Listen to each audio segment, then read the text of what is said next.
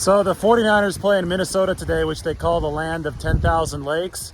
This, as a disclaimer, is not Minnesota. And that's because this is California, and I think California has nicer lakes than Minnesota, despite the fact that it doesn't have a nickname. Anyway, this is Huntington Lake, a true alpine high Sierra lake up at 7,000 feet. So as you can probably tell by now, I'll be watching the 49ers game on television today. It is the game where we don't expect a lot of starters to play. So it's still preseason. I already came out with my preview. If there's one thing I want to add before today, it's that it seems that the running back position is going to be the one group of starters that might get significant playing time. Our Matt Barrows from The Athletic reported that Trey Sermon, who was a little hobbled leaving the practice field the other day in Minnesota, he is expected to play tonight. He's probably still going to test out the ankle before the game. But if Sermon, who's been getting a lot of first-team reps, is going to play, well, that means that I think all available 49ers running backs are going to play. Elijah Mitchell, no, he's not available with a hamstring strain. So this is important evaluation time for these running backs because, again, during practice, you don't tackle live to the ground. But during these games, you do tackle live to the ground. Now, this lake, Huntington Lake, has a lot of really, really cool history.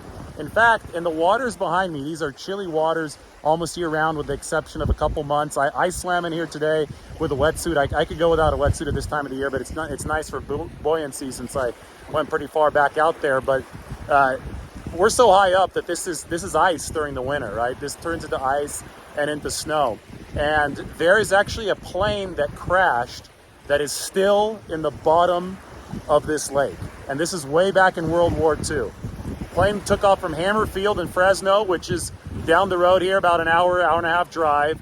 It was a B-24 plane that was looking for another plane that had gotten lost over the Sierra Nevada, disappeared.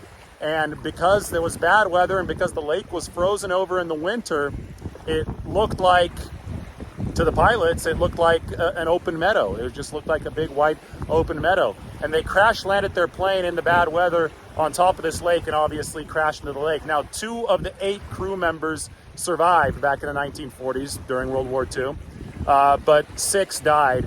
And they were able to retrieve their bodies from the lake, but the plane stayed there because this is part of a hydroelectric project. This lake is actually artificially dammed, and there used to be a forest at the bottom of the lake. There still is. They chopped up some of the trees, but the plane wreckage got stuck in the trees, which are still in the bottom of the lake. So you swim here, and there still is B-24 plane wreckage in Huntington Lake.